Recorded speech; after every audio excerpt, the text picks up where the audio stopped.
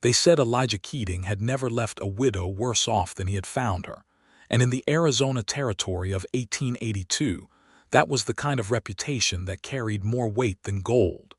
The sun was a hammer and the earth was an anvil, and everything caught between them in the Arizona Territory got beaten flat sooner or later.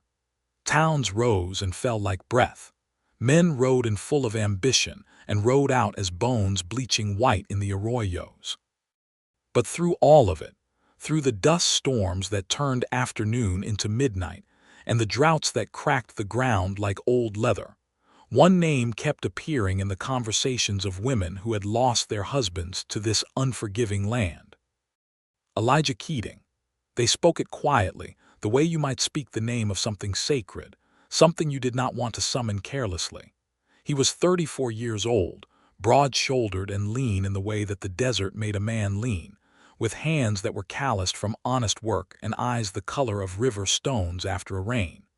He rode a gray horse named Solomon, and wherever he went, he seemed to arrive at exactly the moment someone needed him most. It had started, people said, with Clara Hutchins over in Tucson, back in 1878. Her husband Benjamin had been thrown from a horse during a cattle drive and broken his neck on a dry creek bed, leaving Clara with 3 children under the age of 8 and a homestead that was mortgaged to the roof beam. Elijah had been passing through on his way north when he stopped to water Solomon at her trough. He had ended up staying 6 weeks, repairing her fence lines, breaking 2 of her young horses to the saddle, and helping her negotiate with the bank for an extension on her note. He had left without asking for a single cent, and Clara Hutchins had written letters about him to every woman she knew across the territory. After Clara came Margaret Solano, whose husband Pablo had been killed when a mine shaft collapsed outside Globe. Elijah had heard of her situation from a freighter at a way station and had ridden 3 days out of his intended path to reach her. He had helped her settle Pablo's affairs with the mining company, who had been inclined to offer her nothing, and had done it with a kind of calm legal knowledge that surprised everyone who met him, because he did not look like a man who had spent much time with books. But he had spent time with books. His mother had made sure of that, back in Virginia before the war had broken everything apart. After Margaret came Dorothy Prewitt, then Ruth Anya, then a widow named Frances Cole who had 4 children and a sheep ranch that was being encroached upon by a larger cattle operation from the north.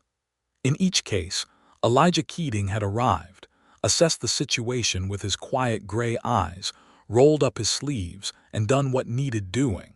He repaired things. He negotiated on behalf of people who had no leverage.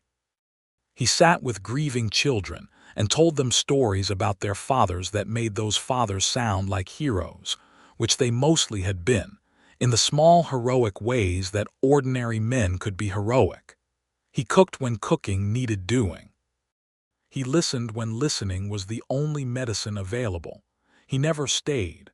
That was the other thing people said about him, always in the same breath as the praise, like the shadow that followed the light. He never stayed. He would do whatever was needed, and then Solomon would be saddled, and the gray horse and his quiet rider would move down the road toward the next horizon, and the women he left behind would watch until the dust swallowed them both and then would go back inside and keep living, which was all any of them had ever been trying to do. By the autumn of 1882, Elijah Keating had helped 7 widows in the Arizona Territory, and every one of them had tried, in her own way, to make him stay. Clara Hutchins had offered him a partnership in her ranch. Margaret Solano had baked him the best enchiladas he had ever eaten in his life and told him her children needed a father. Dorothy Prewitt had simply wept and asked him plainly if there was room in his heart for anything rooted. He had been kind to all of them. He had been gentle and honest and had told each of them some version of the truth, which was that he did not know what he was looking for, only that he had not found it yet, and that a man who stayed without his whole heart present was worse than no man at all. What he did not say, because he was not entirely sure he understood it himself, was that each time he left, He felt the specific hollow ache of a man who suspects he is circling something without knowing how to approach it. He was helping because helping was what a decent person did when the world was hard and people needed it. But somewhere underneath the decency, there was also a man who was lonely in a way that work could not fill, lonely in a way that a good supper and a warm fire and other people's gratitude could not address, lonely the way a house is lonely when it has never had music in it. He was riding north along the Gila River Valley in the second week of October 1882, the cottonwoods burning gold along the water and the air carrying that particular sharpness that meant the desert had finally remembered it was capable of being cool, when he stopped at the trading post at a small settlement called Dry Creek Crossing. The man behind the counter, a heavy-set fellow named August Briggs who smelled like tobacco and horse liniment, was in the middle of an argument with a boy of perhaps 12 about the price of flour. Elijah bought himself a tin of coffee and a small sack of dried beans, and listened while August Briggs and the boy went back and forth, the boy holding his ground with a kind of determined dignity that Elijah recognized as the posture of a child who has recently become the man of the house, whether he wanted to be or not. The boy finally paid what August demanded and tucked the flour under his arm, and as he turned to leave, Elijah caught a glimpse of his face and saw the strain in it, the too old look that children got when the weight of adult circumstances was pressed down onto their shoulders before they were ready. "Son," Elijah said, not unkindly, "that flour going to last you a while." The boy looked at him with the wariness of someone who had learned that strangers asking questions often wanted something. "Long enough," he said. "Where are you headed?" "Walker Place, 3 miles south." Elijah had not heard of a Walker Place in this part of the valley. He tilted his head slightly at August Briggs, who was already watching him with the particular interest of a man who had heard stories. August leaned on the counter and lowered his voice even though the boy had already gone out the door. "That's Thomas Walker's boy," August said. "Thomas died of a fever back in August. Left his wife and 3 kids. The wife, Elsie Walker, she has been managing on her own since, but it is not pretty. She has got the homestead claim, about 320 acres, decent water access, but the fences are going to pieces and she has got no one to help with the cattle. She is a proud woman, does not ask for help easy." Elijah looked at the door through which the boy had gone. He could already see the flour under the boy's arm, the set of his thin shoulders, the road stretching out ahead of him. "How many cattle?" Elijah asked. "Maybe 40 head. Nothing like a real outfit, but enough to matter if she can keep them together through the winter." Elijah set down his tin of coffee and picked up his saddlebags. "Might ride that way," he said. August Briggs grinned the grin of a man watching something predictable happen exactly as predicted. "I figured you might," he said. "Heard your name, Keating. Heard what you do. She will not make it easy for you, I'll tell you that right now.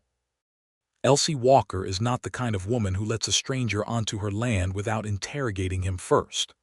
"That sounds sensible to me," Elijah said, and walked out into the afternoon sunlight. He caught up with the boy, whose name was Henry, about a quarter-mile down the road. Henry had his head down and was walking with the purposeful speed of someone who knew exactly where he was going and did not want company. Elijah walked Solomon at the boy's pace, not pressing, just present. "Your mother know you come all the way to the trading post by yourself?" Elijah asked. "She sent me," Henry said. "I am 12 years old. I have been making that walk since I was 8. "I know it," Elijah said. "I'm not questioning your ability, just making conversation." Henry glanced up at him sideways, evaluating. "You are Elijah Keating," he said. Elijah blinked. "Word travels." "Mrs. Hutchins is my mother's cousin," Henry said. "My mother got a letter from her last spring. Said if a man named Elijah Keating ever came through this valley, he was someone worth trusting." Something warm moved through Elijah's chest at that. Clara Hutchins, writing letters, planting seeds in soil she would never tend. "Your mother trusts easily?" he asked.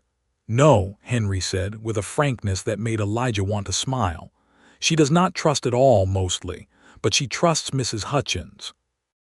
They walked the rest of the way in a silence that was comfortable rather than strained, which was the best kind of silence, the kind that meant neither person was performing anything. The Walker homestead appeared around a bend in the road in the golden late afternoon light, and Elijah took it in the way he always took in a new place, reading it the way a good reader reads a page. The house was adobe, solid and well built, with a covered porch running the length of the front. The kitchen garden was still producing something late in the season, though the beds were overgrown at the edges.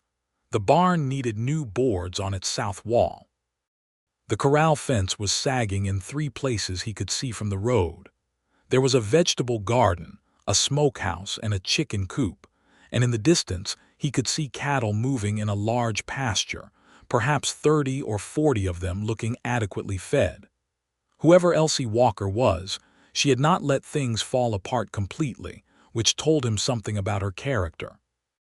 Then she came around the corner of the barn, and Elijah Keating, who had met dozens of women in his adult life, and had always been able to keep his inner world quiet and ordered in their presence, felt something shift in the foundation of that order.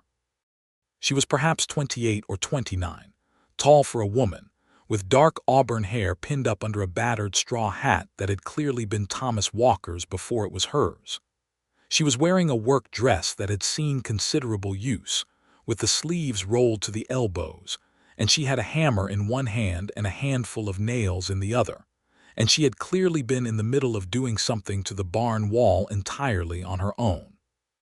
Her face was strong-featured rather than delicate, with high cheekbones and dark eyes that were, in the low afternoon light, the exact color of good coffee, and those eyes found him immediately, assessed him with the particular sharpness of a woman who had no time for uncertainty, and showed nothing that could be called welcome. "Henry," she said, still looking at Elijah, "go put the flour in the kitchen." Henry put the flour in the kitchen. Elsie Walker stood in her yard with the hammer at her side, and watched Elijah Keating dismount from his gray horse. And Elijah could feel the assessment in her gaze the way you could feel the sun, even when you were not looking at it directly. "Elijah Keating," she said, "it was not a question." "Yes, ma'am. My cousin Clara wrote me about you, so your boy told me." Something almost moved across her face at that, not quite a smile but the possibility of one. "She wrote that you are the most helpful man she has ever met and that I should not let you help me." Elijah stood very still. "Beg pardon." "She said if I let you help me and you fixed everything that needed fixing, I would feel the absence of you after you left worse than I felt the absence of anything I had before you arrived." Elsie Walker tilted her head slightly. "Those were her words. She said she speaks from experience." Elijah had not known that Clara had written that. He felt something that was partly humility and partly something more uncomfortable, which was the recognition of a truth he had been avoiding. He cleared his throat. That was honest of her. Clara is an honest woman. Elsie shifted the hammer from one hand to the other. "She also said that if you came by here, she hoped I would be the one to make you stay." Those were also her words. Now the almost smile came all the way through, and it transformed her face in a way that reached right down into the hollow, aching part of Elijah Keating's chest and touched it. "I don't know what to make of that, frankly. I have enough problems without taking on the project of being the woman who domesticates a wandering man." "I am not sure I would use the word domesticates," Elijah said. "What word would you use?" He thought about it honestly. "Roots," he said, and was surprised to hear himself say it.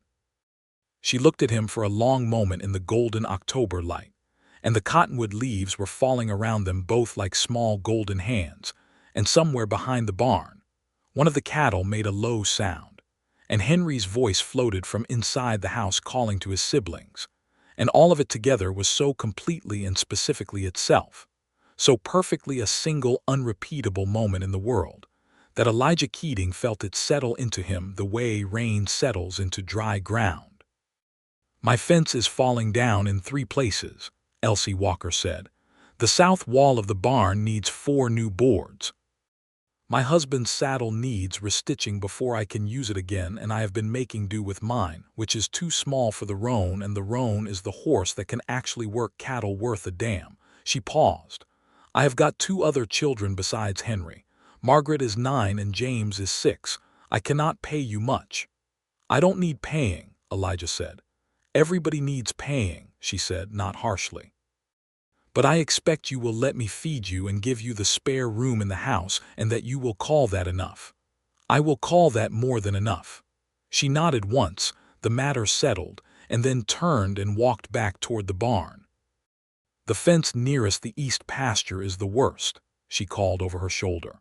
"You will want to start there first, before any of the cattle get into the Henderson range, and I have to go have an unpleasant conversation with Nathan Henderson, who I have already had enough unpleasant conversations with to last several years." Elijah tied Solomon to the hitching post and went to get his tools. He met the other children that evening at supper. Margaret was dark-eyed and watchful, intensely serious in the way of a 9-year-old who has processed a significant loss, but has not yet found all the words for it. She sat beside her mother and watched Elijah throughout the meal, with the unwavering focus of a small judge, rendering a long verdict. James was different entirely, a bright-haired, loud-laughing child who had apparently decided within the first 5 minutes of Elijah's presence that here was someone fascinating, and who had already asked him 17 questions about Solomon, about the Gila River, about whether he had ever seen an Apache, about what the biggest rattlesnake he had ever seen looked like, and whether it was true that the road south went all the way to Mexico. "It does," Elijah told him.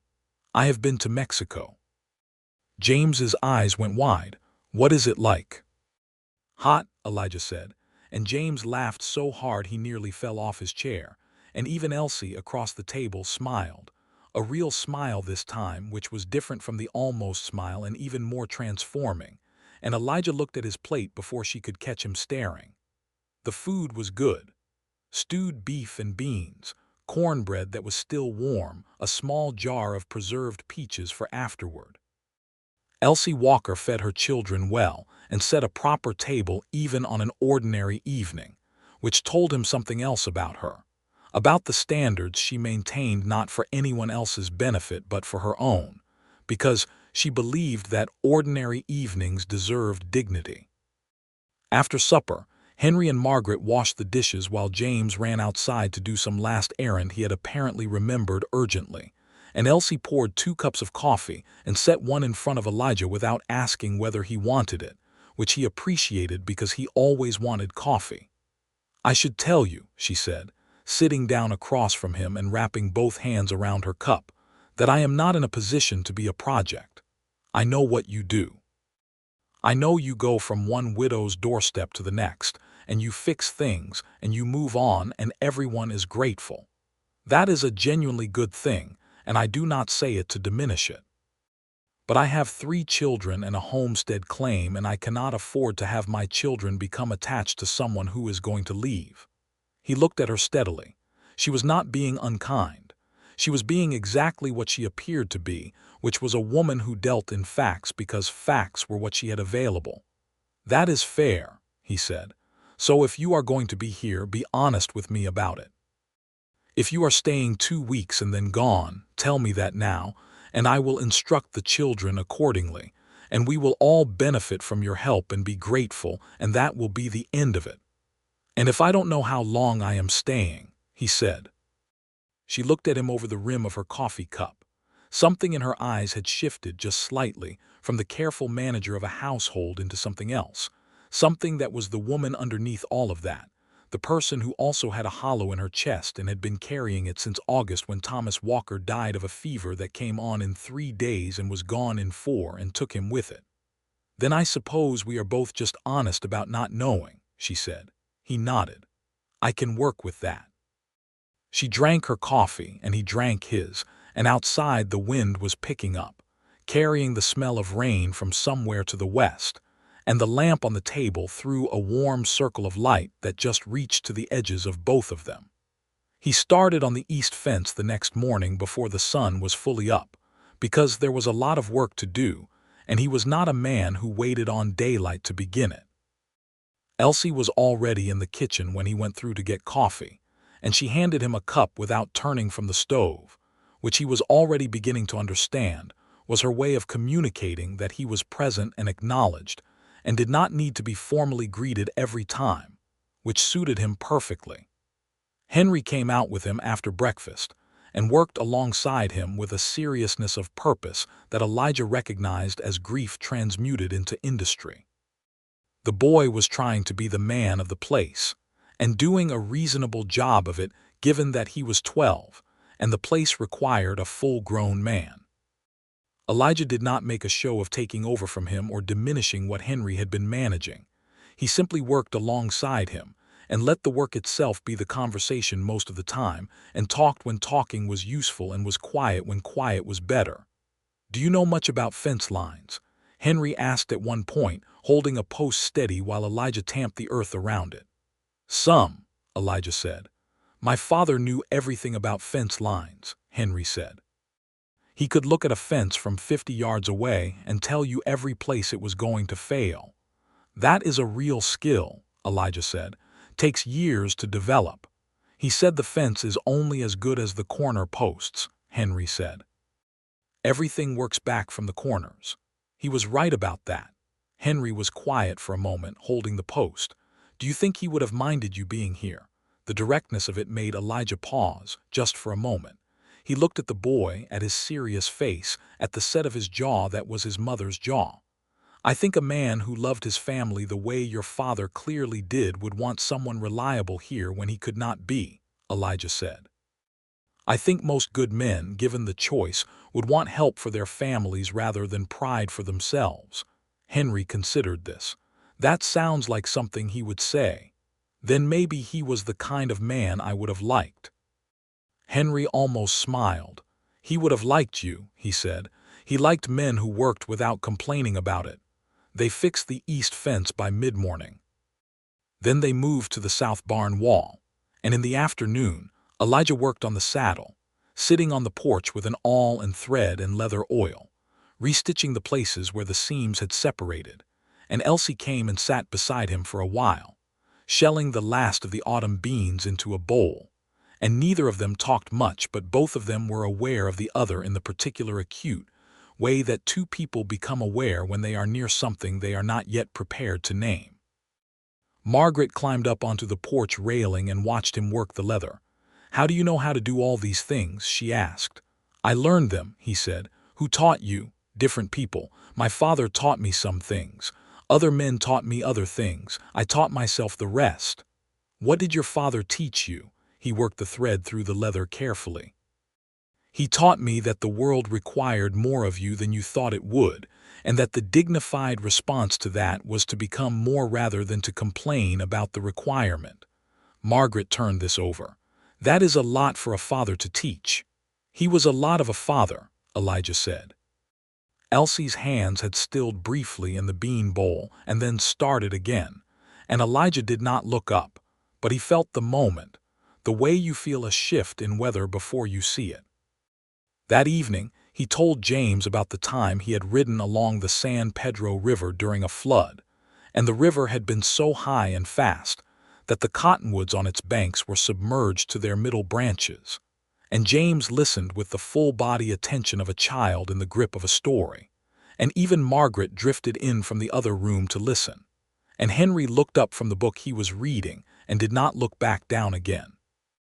And Elsie stood in the kitchen doorway with a dish towel in her hands and listened too, her face in the lamplight doing the thing it did sometimes, which was become briefly unguarded and younger than it usually was. The days fell into a rhythm. It was a good rhythm, the kind that built itself out of mutual practical necessity and settled into something more than practical without either party deciding that was what was happening. Elijah worked the homestead from sunrise onward, and there was genuinely a great deal to work. He repaired the corral fence properly, replacing not just the sagging sections, but re-anchoring the corner posts that had worked themselves loose. He cut and stacked a good quantity of firewood against the winter. He found a leaking section of the roof over the spare room where he slept, which had been dripping onto the floor and had softened a section of the floorboards, and he repaired both the roof and the boards. He worked with the roan horse, which had a difficult temperament but responded well once Elijah understood it, and within a week could be saddled with Thomas Walker's mended saddle without complaint. Nathan Henderson came by the second week. He was a big man, perhaps 50, with the particular kind of confidence that came from owning more than his neighbors and knowing it. He rode up to the Walker homestead with two of his hands and sat his horse in the yard and asked for Elsie with the tone of a man accustomed to being the most important person in any conversation he entered. Elsie came out and stood on the porch steps, and Elijah, who had been working at the woodpile, set down his splitting maul quietly and moved to a position near the porch without making a show of it. Henderson's eyes found him and assessed him. "I don't know you," he said. "Elijah Keating," Elijah said. Henderson looked back at Elsie. "I wanted to discuss the situation with the north pasture boundary," he said. "I believe there may be some questions about where your claim ends and my range begins." "There are no questions," Elsie said. "The survey stakes are where they were placed in 1879. I can show you the documentation from the land office." "Survey stakes shift," Henderson said. "Ground moves. These things happen." "Not in this case," Elsie said. Henderson's jaw moved slightly. He was not a man used to being told no by a woman alone on a struggling homestead. Elijah could see that clearly. He was also not a man who would respond well to being directly confronted, because that would require him to escalate or retreat, and he did not want to do either in front of his hands. "Mrs. Walker," Henderson said, with a shift in his voice towards something almost paternal, "you are in a difficult situation, and I understand that. I am prepared to make you a fair offer for the north 50 acres, which would give you capital to manage the rest of the property more effectively and remove the ambiguity about the boundary." "There is no ambiguity," Elsie said for the second time, and her voice had the same quality both times, which was the quality of something that had been tested and found solid. "I will leave my offer open," Henderson said. He glanced at Elijah again, another assessment, this one recalibrated. "Nice to meet you, Keating." He did not sound like he meant it. He turned his horse and rode away with his two hands trailing behind him. Elsie watched them go. Then she let out a breath that she had apparently been holding and sat down on the porch steps and pressed the heels of her hands against her eyes for a moment. "He has been doing that since September," she said, "gradually trying to move the line." "He will stop," Elijah said. She looked up at him. "How do you know?" "Because now he knows you have someone here who is going to notice, and who knows what survey stakes look like and how to document their positions." He paused. "I can ride that north boundary with you tomorrow, and we can note the exact location of every stake in writing. If anything changes, you will have a dated record." She looked at him for a moment with an expression that he was beginning to learn, which was the expression of a woman who was used to managing everything alone being confronted with the specific sensation of not having to manage something alone. It moved through her face quickly, replaced almost immediately by the practical, competent expression that was her default, but he had seen it. "Tomorrow morning," she said. They rode the north boundary in the early morning when the air was cold, and the horses moved with the extra alertness that cold air gave them. They found all 12 survey stakes, noted their positions carefully in relation to natural landmarks, and Elsie wrote everything down in a small leather-covered notebook with the precise handwriting of a woman who had been a schoolteacher before she was a rancher's wife, which was something Elijah learned that morning and filed away as one more thing that made the shape of her clearer to him. They were at the far northeastern corner of the property, the most remote point, with the territory spreading out in all directions in the gold and ochre of October, when Elsie's horse stepped on a loose stone and she shifted in the saddle and her hat blew off in a sudden gust of wind. Elijah caught it, reaching out to snatch it from the air, and held it out to her, and when she took it their hands were very briefly in contact, just her fingers brushing the backs of his for a moment over the brim of the hat, and they both went very still for a half-second in a way that was entirely involuntary. She looked at him. The wind had pulled several strands of her dark auburn hair loose, and they were moving around her face, and her cheeks were red from the cold, and her dark eyes were doing something complicated. "Thank you," she said, and put the hat back on and looked out at the territory, and they sat their horses side by side in the wind and did not say anything else for a moment that was neither long nor short, but was very full. "Clara said your husband was a good man," Elijah said eventually.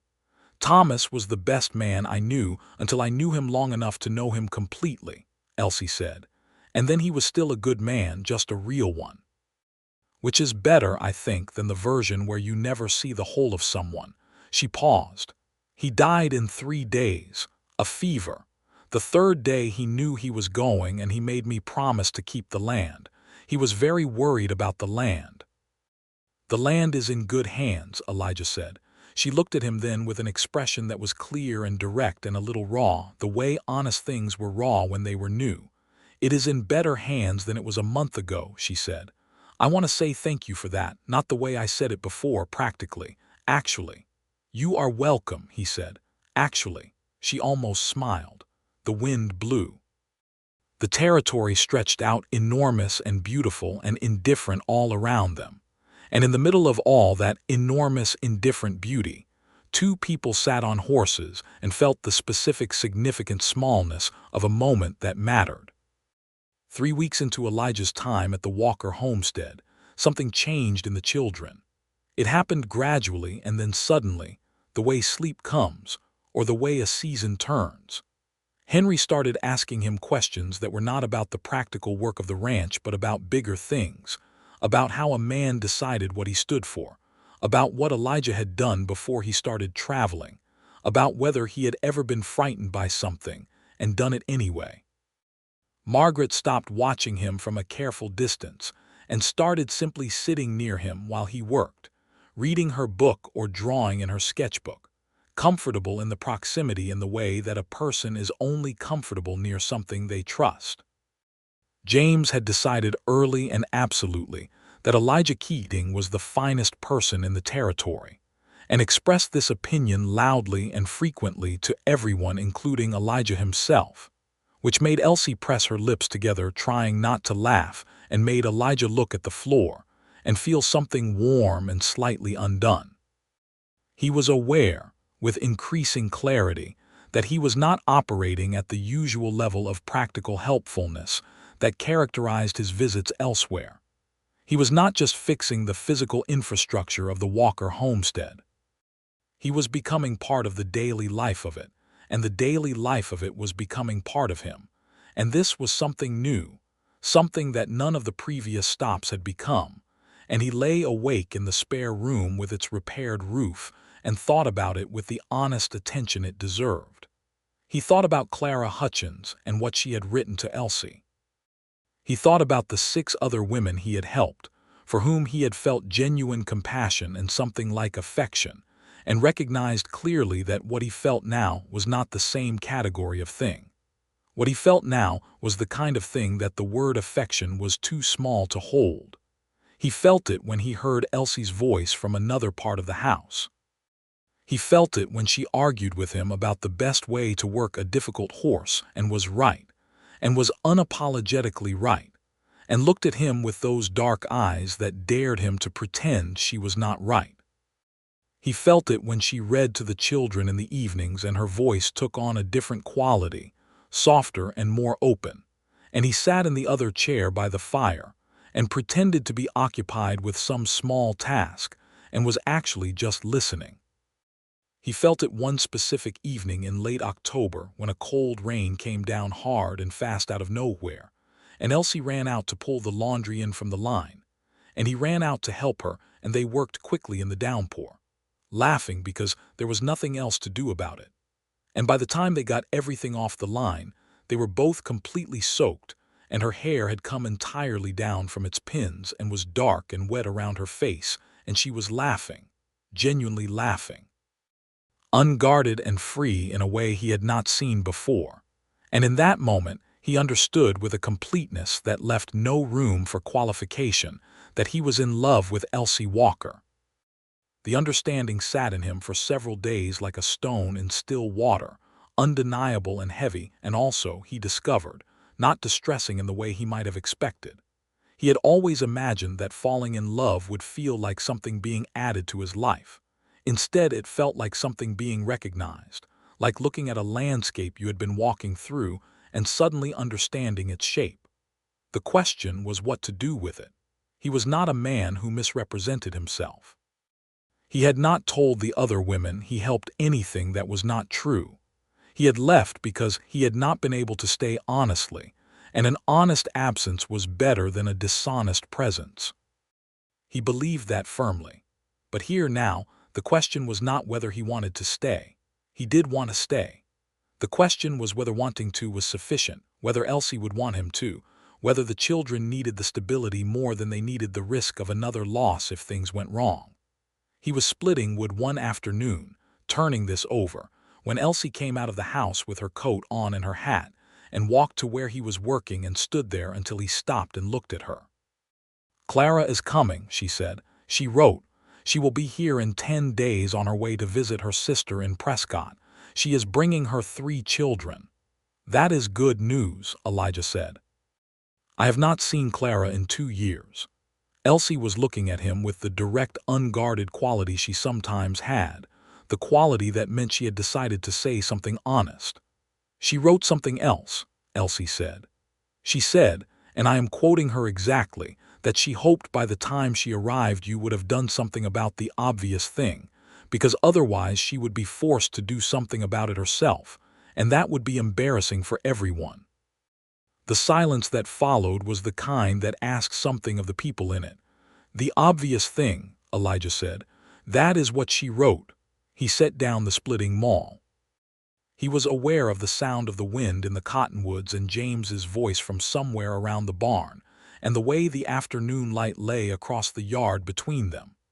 "Elsie," he said, and the word came out differently than he had expected it to, with a weight in it that he had not planned. She was watching him steadily, her hands in her coat pockets, her chin up in the way that meant she was bracing for something. "I need to tell you something, and I need you to understand that I am not telling you this because Clara's letter told me to. I am telling you because it is true, and I believe you deserve to know true things." She said nothing, but the set of her shoulders shifted fractionally. "I have spent the last 4 years helping people because it was the right thing to do, and because I had no other particular place to be, and because moving was easier than stopping," he said. "I have helped people I genuinely care about and respect, and I left each of them without any part of myself left behind because there was no part of myself that had settled there." He paused. "That is not what has happened here." The wind moved the cottonwood branches. A horse in the corral shifted its weight. "I am in love with you," he said. "I have been for some time, I think, but I recognized it clearly about 3 weeks ago, and I have been trying to figure out the right way to tell you, because you deserve a man who says a true thing rather than a convenient one, and I wanted to be sure before I said it. I am sure." Elsie Walker looked at him for a long time. Her face was doing the thing where several things happen across it in sequence, carefully, like pages turning. Then she took a breath. "Elijah," she said, and the way she said his name was different from every previous time she had said it, and he felt it all the way through. "I have 3 children," she said. "They have already lost one person they loved. If you are telling me something true, I need to know that the true thing includes all of what that means. It includes Henry's questions and Margaret's watchfulness and James's certainty that the world is wonderful, which I am committed to protecting for as long as I can. It includes this land and the work of it, which is not easy and will not become easy. It includes my stubbornness, which is considerable." "I know about your stubbornness," he said, "and you are not discouraged by it." "I find it," he said carefully, "one of the things I most respect about you." Something moved in her eyes. She pulled her hands from her pockets and folded her arms across her chest and looked at him with all that complexity in her face, and then, quietly and honestly, she said, "I did not expect to feel this way about anyone again. After Thomas, I thought the part of me that did that kind of feeling had closed, but it has not. She paused. It has not closed at all. He crossed the yard, the distance between them, and stood in front of her, close enough that he could see the detail of her face, and she tilted her chin up slightly to look at him and did not step back. "I am not going anywhere," he said. "If you will have me, not 2 weeks from now, not in the spring. I am done being a man who moves toward things he does not understand and away from things he does." She put her hand up and pressed it flat against his chest, over his heart, and felt his heartbeat, and he could feel the warm pressure of her hand through his shirt, and it undid him in a way he had not known he was capable of being undone. "Ask me properly," she said, "when you are ready. Not right now, because I want to have thought about it and I want you to have thought about it. And I want it to be something we both step into with our eyes open, rather than something that happens in a yard in October because Clara Hutchins is embarrassingly perceptive." He almost laughed. He did smile, and it was the kind of smile that started in the chest rather than the face. "That is a reasonable condition," he said. "Good." She took her hand back, and the absence of it was immediate and noticeable. "Now come inside. It is getting cold and I have a pie in the oven and Margaret is going to want to show you the drawing she finished this afternoon, and if you are not there to see it she will be very discreetly devastated." He followed her inside, and the kitchen was warm and smelled of apples and cinnamon and wood smoke, and Margaret was at the table with her sketchbook and looked up when he came in with a carefully managed expression of unconcern that did not fool him for a moment. And James came careening through the kitchen door behind him with some story about what Solomon had done that afternoon. And Henry looked up from his book by the fire and gave him a nod that was quieter and older than 12 years, but was also unmistakably a nod of welcome. And Elijah Keating stood in the kitchen of Elsie Walker's homestead in the last light of an October afternoon and understood, with the quiet certainty of something finally known rather than sought, that he was exactly where he was supposed to be. Clara Hutchins arrived on the 7th of November in a wagon that also contained her 3 children, an impressive quantity of preserved food, several bolts of fabric, and a self-satisfied expression that she made absolutely no effort to conceal. She climbed down from the wagon seat and looked at Elijah standing on the porch, and then looked at Elsie standing beside him, and then looked back at Elijah and said, "Well, it is about time." "Hello, Clara," Elijah said. "You are looking," she said, studying him, "like a man who has found something." "I am looking," he said, "like a man who was found, which is different and also more accurate." Clara turned to Elsie and pulled her into a hug that involved a great deal of feeling and some whispering that Elijah was careful not to try to hear. The children erupted across the yard toward each other with the particular energy of children who have not seen each other in some time and have a great deal to accomplish before dark. Henry and Clara's oldest son, who was also 12, immediately began a conversation that was apparently extremely serious and moved them both away from the adults at speed.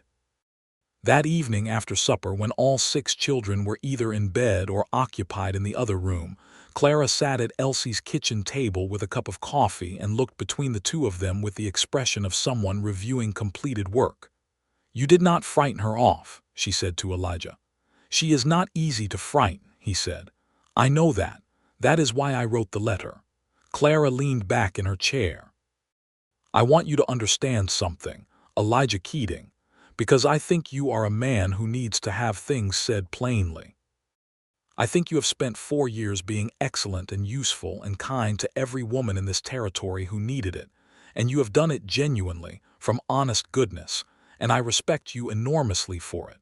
But I also think you were using it, without knowing you were using it, as a way of being near the kind of life you wanted without having to risk taking it for your own."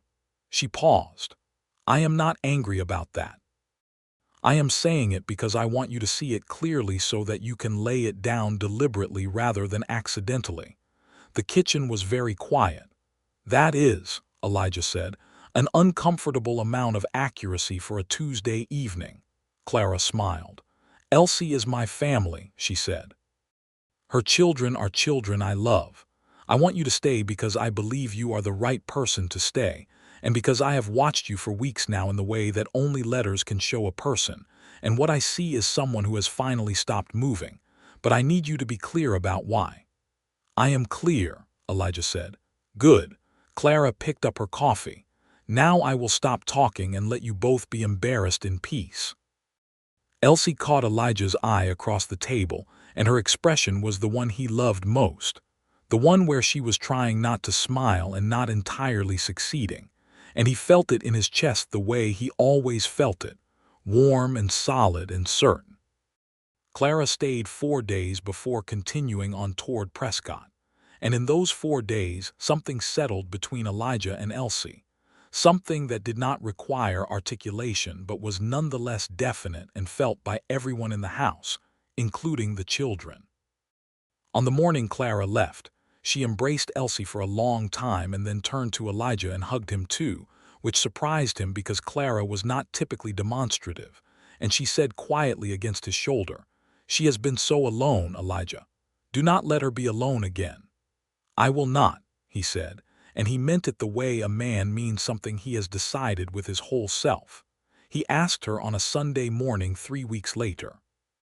Not because he had planned it for a Sunday morning particularly, but because Sunday morning on the Walker homestead was when the practical busyness of the week was laid down briefly, when Elsie made proper coffee, and not just the quick working morning kind, and the children were more relaxed, and the light in the kitchen came through the east window at an angle that made everything warm and specific, and she was sitting at the table with her coffee and her notebook, writing a letter to her sister in New Mexico.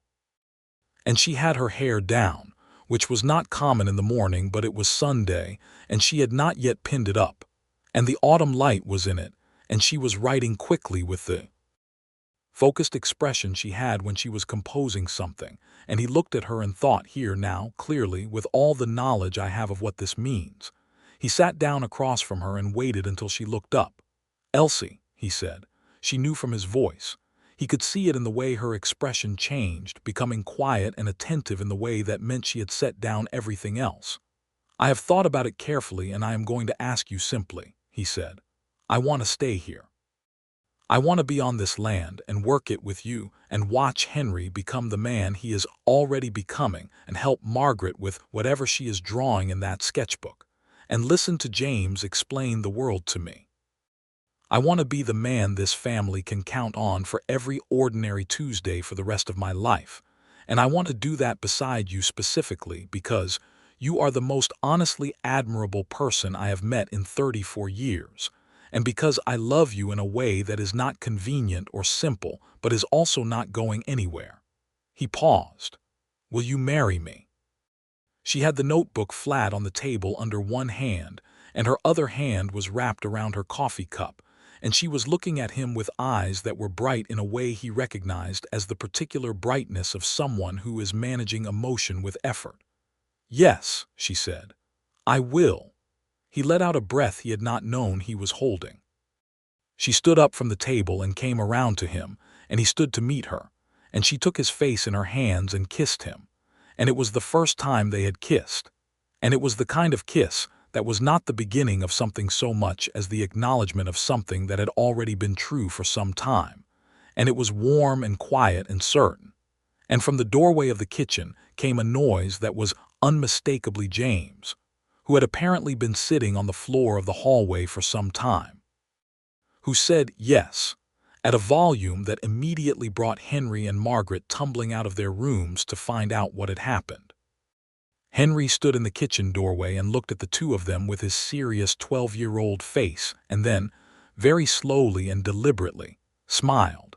And it was the first full smile Elijah had seen from him, and it was entirely Thomas Walker's smile, which he could see from Elsie's expression when she saw it, the way her breath caught, the way love and grief and joy could all live in the same moment without any of them canceling the others out. Margaret said, very quietly and with great dignity, "I already knew," and went back to her room, and a moment later came back out with her sketchbook and held it up to show a drawing she had done of Elijah and her mother standing in the yard in the October light, which she had clearly been working on for some time. Elijah took it carefully and looked at it for a long moment.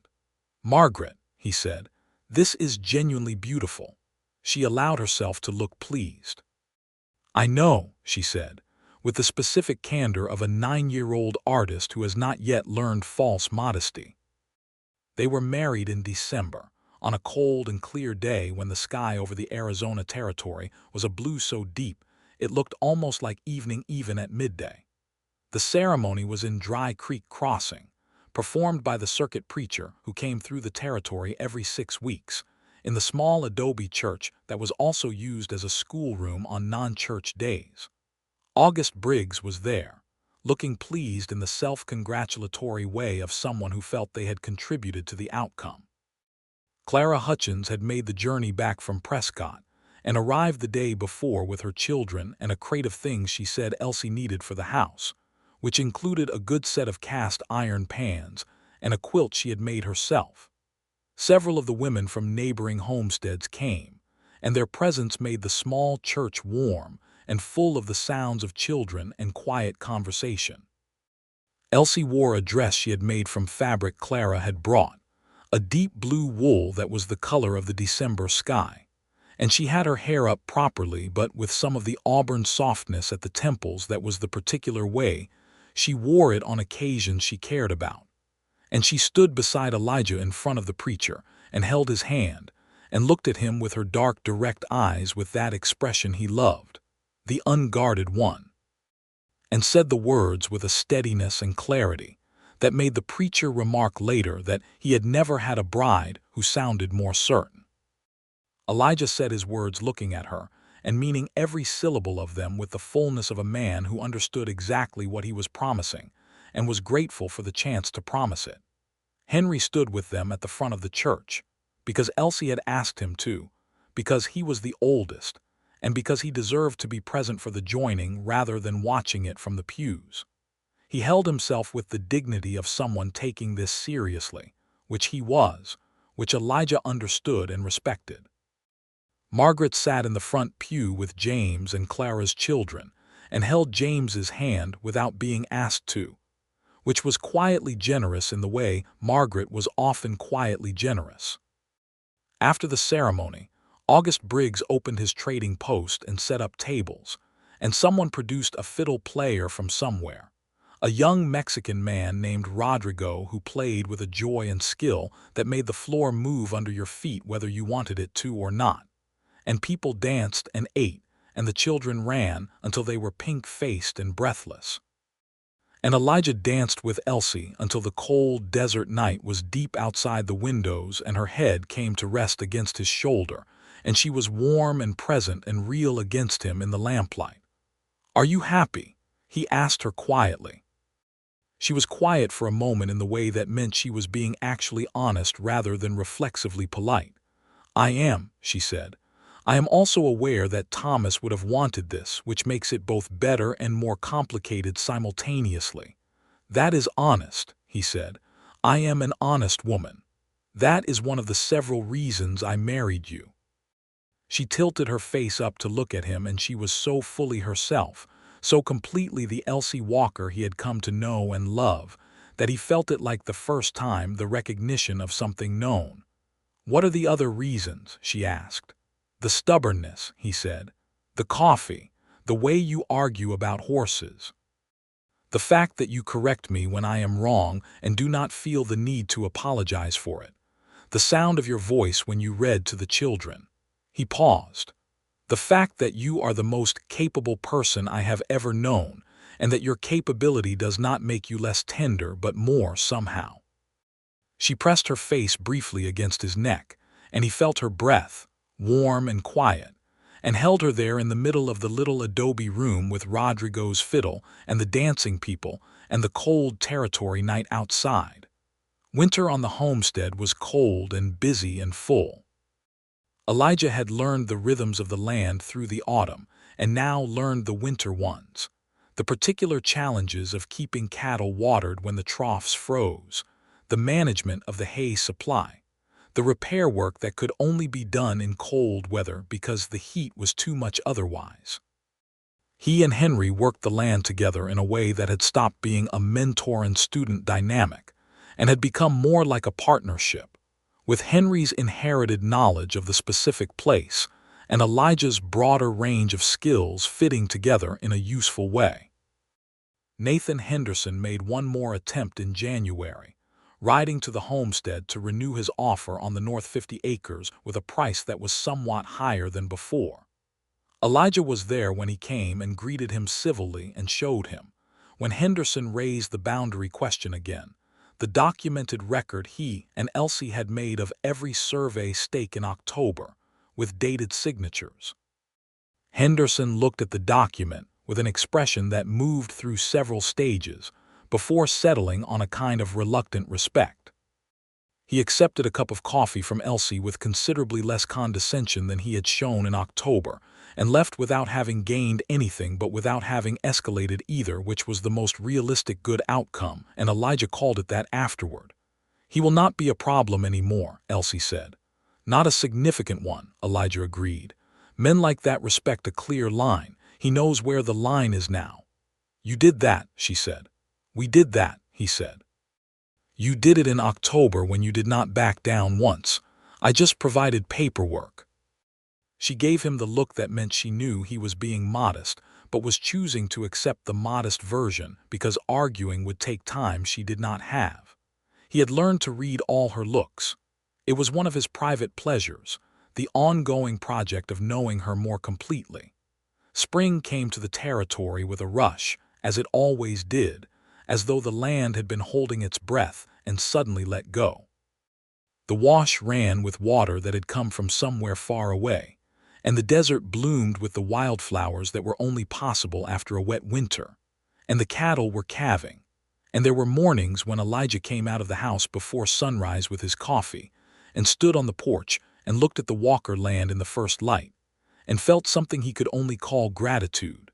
A vast, quiet gratitude that was not about deserving, but simply about the fact that this was where he was, and it was good. In March, Elsie told him quietly one evening, when the children were asleep and they were sitting by the fire, that she was expecting a child. He looked at her face in the firelight, and the feeling that moved through him was so large and specific that he did not have a word for it immediately. He reached over and took her hand and held it. "Are you all right?" he asked. "I am well," she said. "I am genuinely well." She paused. "I was frightened to tell you." "Why?" She looked at the fire. "Because with Thomas we had James just before things began to be hard. The last year things were tight and there was worry, and I think worry made it harder for him, made everything feel heavier." She looked at Elijah. "I did not want to see worry in your face." "Look at my face," he said. She looked. "There is no worry," he said. And there was not. There was something that was the opposite of worry, a deep warmth that was part love and part wonder, and part a kind of fierce and quiet gladness that required no particular expression other than the fact of itself. "Good," she said, and leaned her head against his shoulder, and he put his arm around her and they sat by the fire while the spring wind moved around the house and the territory settled into its new season. He told the children at breakfast the next morning. Henry received the news with an expression that processed several things in quick succession, and then arrived at a kind of pleased solemnity. Margaret said, "I hope it is a boy," and when asked why said, "Because there are already enough girls around here having opinions," which made Elsie press her lips together hard. James said, "Can I name it?" and Elsie said, "We will discuss it," which everyone understood to mean no, but gently. Summer was the hard season, the season the territory used to test you, when the heat was physical and constant and everything required more effort for the same result. Elijah worked through it as he worked through everything, steadily and without performance, and watched Elsie do the same with the particular care of a man who loved someone and was paying attention to how they were managing. She was managing well, but he watched anyway, because watching was part of loving. There was an afternoon in July when a dry storm came through, all wind and lightning and no rain, which was the worst kind, because the lightning started 3 small fires in the dry grass of the east pasture, and the fires needed to be beaten back before they reached the barn. Elijah and Henry worked for 2 hours in the wind and smoke, and when it was over and the fires were out and they came back to the house blackened and exhausted, Elsie was on the porch with water and towels and the particular expression of a woman who has been watching something dangerous from a distance and is now reviewing the results. She did not make a sound of distress. She simply looked at them both, assessed that they were whole, handed Elijah water, put her hand briefly against his face, and then went back inside to finish supper. Henry, still coughing smoke, watched her go and then looked at Elijah. "She does that," he said. "She is frightened and she does not show it because she thinks showing it makes it worse. My father said she learned that young." "She can show it to me," Elijah said. "I know," Henry said. "She does sometimes." "Not always. You will have to wait for the time she does." Elijah looked at him. At the boy who was becoming a man, who had spent this year growing in ways that had nothing to do with height. "When did you get so perceptive?" he said. Henry almost smiled. "Living with women," he said. "The child was born in October, 1 year almost exactly after Elijah had first ridden up to the Walker homestead with Solomon and seen Elsie Walker standing in the yard with a hammer in her hand. He was born in the spare room, now the good room, with the midwife from Dry Creek Crossing present and Elijah in the kitchen, which was where Elsie had told him to wait, and where he had waited, not at all as calmly as he appeared, while Henry and Margaret and James sat with him in a silence that was full of the specific tension of waiting for something enormous. James held Elijah's hand without comment throughout, which Elijah appreciated more than he could have expressed. When the midwife came out and told them it was a boy and both were well, James made the yes noise again, which had become his traditional response to good news, and Margaret stood up very precisely and walked to the door of the good room and was admitted, and Henry looked at Elijah with Thomas Walker's smile that was also becoming Henry's own smile, and Elijah felt the fullness of the moment press against the inside of his chest. He was allowed in after a short while. Elsie was sitting up in the bed, tired in the deep and legitimate way of someone who has done something that required everything, but present, clear-eyed herself entirely. She was holding the baby with the ease of a woman who had held babies before, and when Elijah came in and sat on the edge of the bed and looked at the child, his son, he was not prepared for the specific quality of what he felt, which was not like anything he had felt before. It was not like the falling of love. It was like the landing. "He is perfect," he said. "He is loud and red and perfect," Elsie agreed, and held the bundle out to him, and he took him, held his son for the first time with the careful reverence of a man who understands fragility, and the baby looked up at him with the unfocused dark eyes of the newly arrived, and made a sound that might have been displeasure or might have been inquiry. "Hello," Elijah said quietly. "I am your father. I intend to be here for a very long time."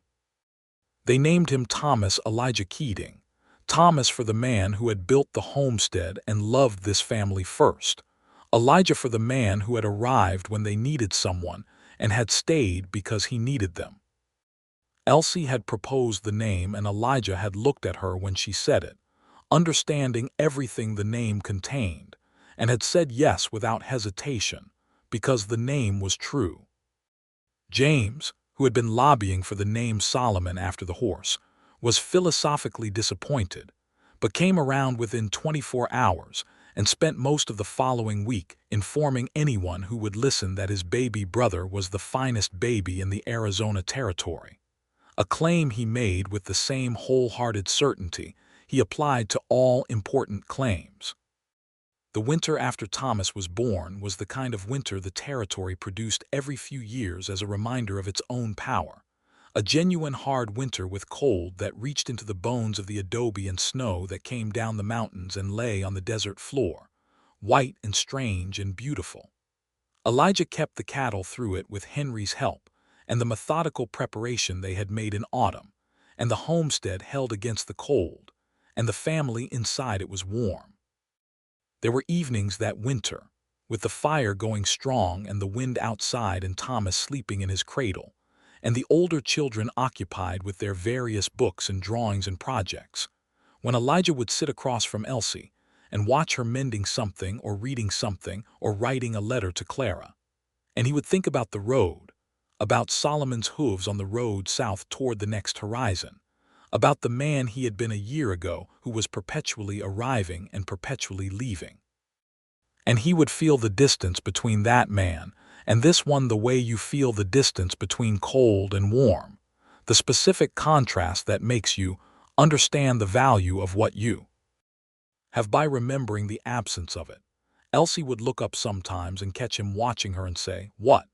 in the direct way she had, not unkindly, just asking. And he would say, "Nothing. Everything is fine," which was entirely true, which was the simple and complete truth of his life, which was that everything was fine in a way that very few men in the Arizona Territory in 1883 could honestly claim. She knew what he meant when he said it. She was not a woman who missed things. She would hold his gaze for a moment and the knowledge would pass between them, the acknowledgement that they were both aware of what they had, and she would go back to her mending or her reading, and he would go back to whatever his hands were doing, and the fire would burn and the wind would blow and the baby would breathe in his cradle, and the three older children would be their three specific and unrepeatable selves. And it was, by any honest accounting, a good life. In the spring of 1884, Clara Hutchins made her annual visit, this time bringing all three of her children and staying for a full 2 weeks rather than just passing through. She arrived to find the Walker homestead considerably more prosperous than she had last seen it, with new posts on the corral and a repaired roof line and a kitchen garden that was already showing green in the March warmth. And she stood in the yard and looked around with her hands on her hips, and the self-satisfied expression she had worn when she first arrived a year and a half ago, only now it was amplified. "It looks like a home," she said to Elsie, not quite managing to keep the emotion out of her voice. "It is a home," Elsie said. Clara looked at Elijah, who was coming across the yard with Thomas on his hip, the 1-year-old Thomas who had recently discovered that the world contained objects and that all objects should immediately be grabbed and investigated. "You stayed," Clara said to Elijah. "I told you I would," he said. "People say things," Clara said. She reached out and took Thomas from him because Thomas was a baby who accepted being held by anyone who offered and looked at his face. "He has your jaw," she said to Elijah, "and Elsie's eyes, which is an excellent combination." "We think so," Elijah said. Clara handed Thomas back and embraced Elijah briefly and firmly. "Thank you," she said. "I know you helped me too back then. I know what you did for me and my children, but this is different and I want you to know that I see the difference and I am grateful for it." "She made it easy," Elijah said. From the porch, Elsie made a sound that suggested she disagreed with this characterization. "I was extremely difficult," she called. "You were perfectly reasonable," Elijah called back. "You are rewriting history. I am maintaining a favorable narrative." Clara laughed, that genuine, delighted laugh of someone watching two people who were good for each other being good for each other. Henry turned 14 that year and had grown 3 inches over the winter, and was doing the work of a full hand on the homestead without any suggestion that he found this remarkable. He had also, Clara noted, developed the kind of steadiness that a boy developed when he had been given both responsibility and support in proper measure, when he had been allowed to grieve and grow simultaneously without either being rushed. He talked to Elijah the way a person talked to someone they trusted completely, which was with directness and the willingness to disagree, and Elijah listened to him the way a person listened to someone whose perspective they genuinely valued. One afternoon that spring, Henry and Elijah were riding the north boundary, doing the semi-regular check of the survey stakes that had become a standard part of their routine, and they were coming back in the long evening light when Henry said, without preamble in the way he had always had since he was 12, "Do you ever miss it?" "The road." Elijah considered it honestly because Henry deserved honest answers. "Sometimes," he said. "Not the leaving, not the way things ended in each place, but the movement itself, the quality of not knowing what the next mile would bring, There is a particular kind of freedom in that. But you don't want it back, Henry said. It was not exactly a question.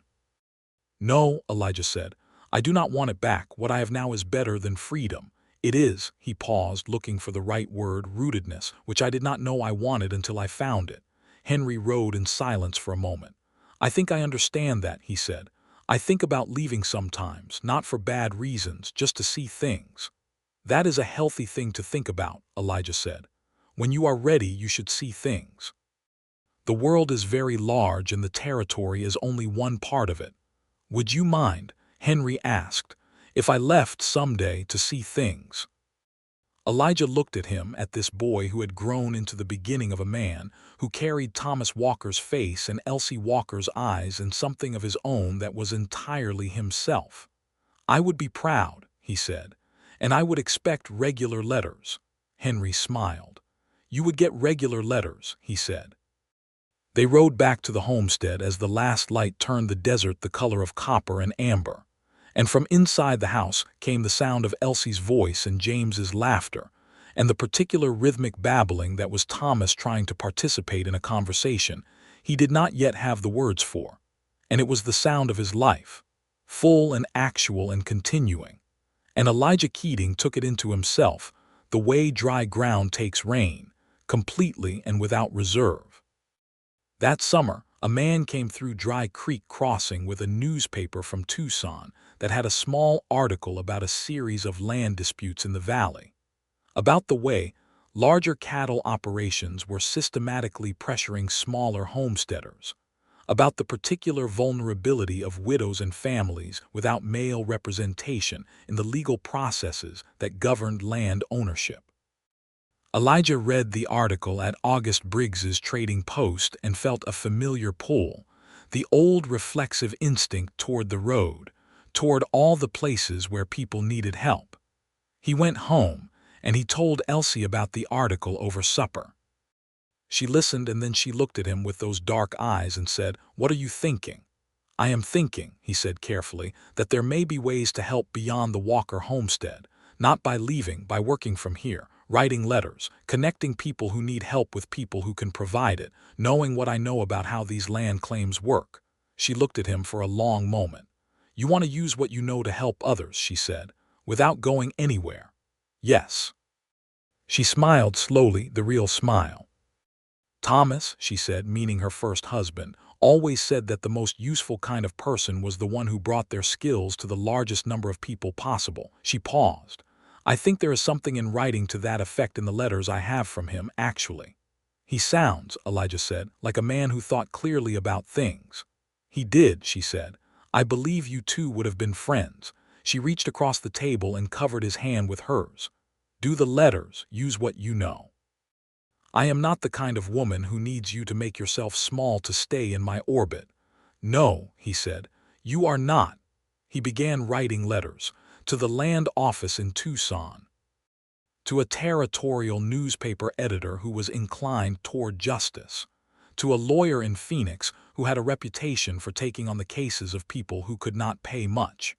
He wrote carefully and factually, and with the specific knowledge of someone who had been on the ground in multiple parts of the territory and had seen the patterns clearly.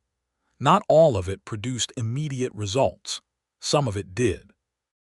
Word came back gradually that a few of the cases he had flagged were being looked at, that the boundary dispute that a widow over in the Sulphur Springs Valley had been fighting alone was getting some attention. Small things, but things.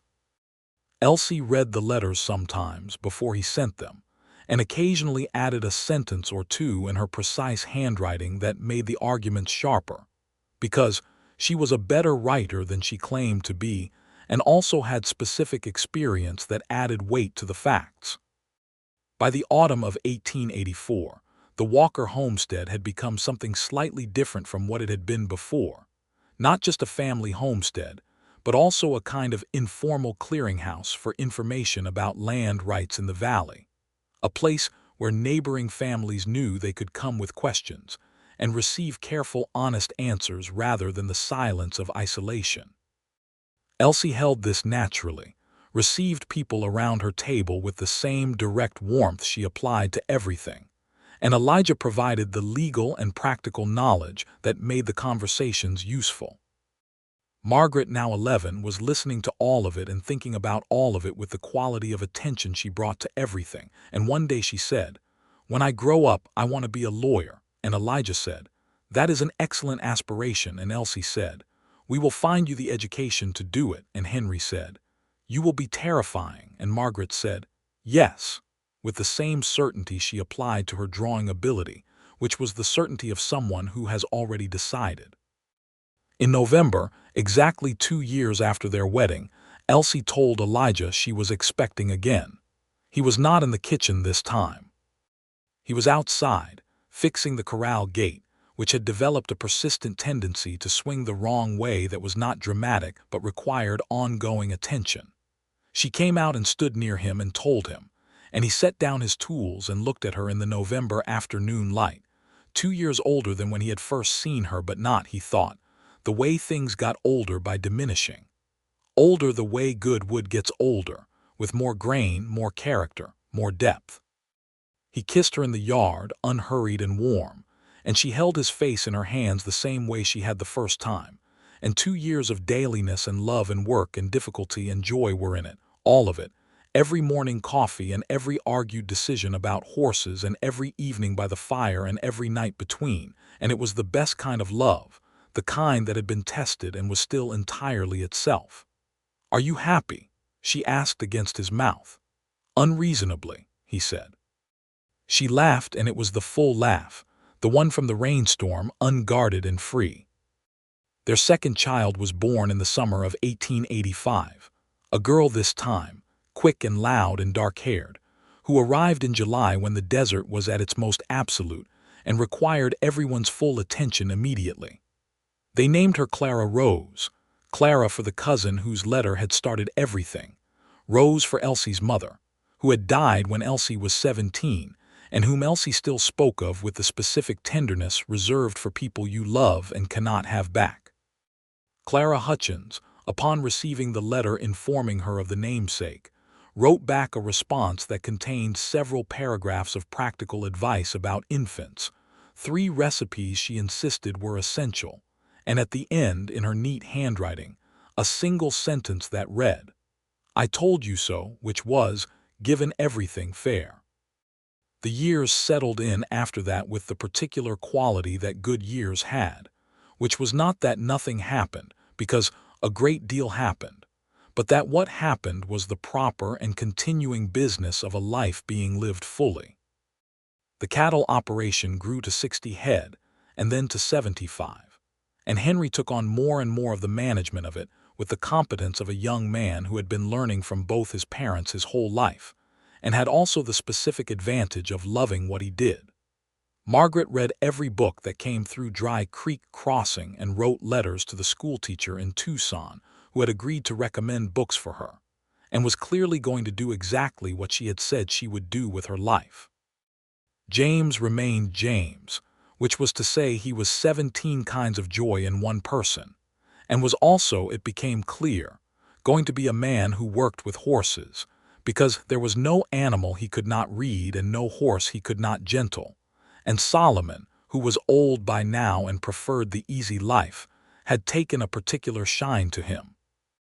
Thomas grew from the baby in the cradle into a small person with his father's hands, and his mother's direct dark eyes, and the specific ease of a child, who had never known anything except love and work, and a place in the world that was entirely his. He followed Elijah everywhere from the time he could walk, with the absolute confidence of a small child who expects the world to hold him, which it did, because Elijah Keating made it hold him. One evening in the autumn of 1887, when the cottonwoods were burning gold again, and the air had the quality it always had at this time of year, that particular sharpness that carried the memory of the first October, Elijah was on the porch with his coffee when Elsie came out and sat beside him. Thomas was inside with Margaret and the baby Clara, and the sound of them was audible through the open door, the ordinary evening sound of a house that was full of people. Elsie sat beside him and looked out at the territory in the last light, and after a while she said, "There are days when I think about all the ways things could have gone differently.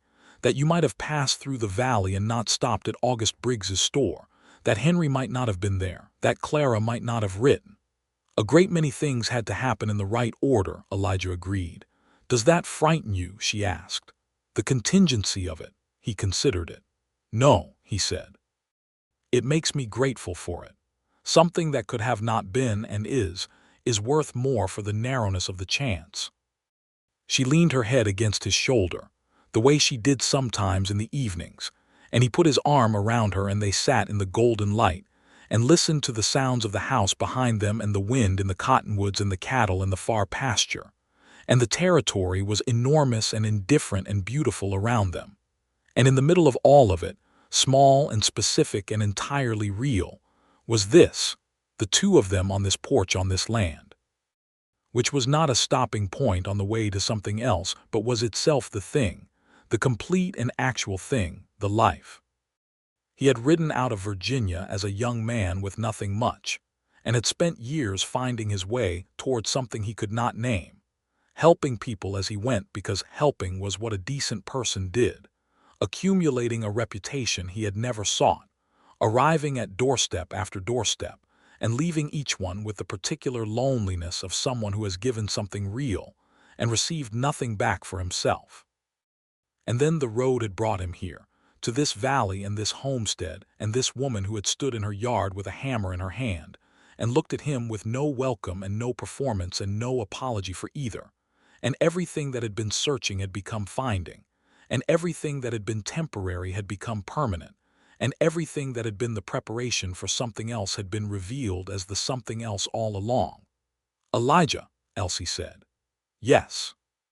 She tilted her face up from his shoulder and looked at him in the last of the light with all of herself present, her directness and her warmth and the specific way she loved things, completely and without reservation. "I am very glad Henry was at August Briggs's store that afternoon." "So am I," he said, "every single day."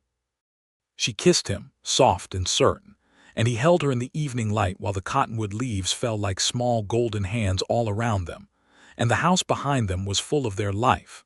And in the distance the territory stretched out to every horizon, enormous and beautiful and no longer something to ride toward, because the horizon had been here all along, rooted in this good and specific earth, in this woman and these children, in the ordinary, extraordinary daily fact of being home.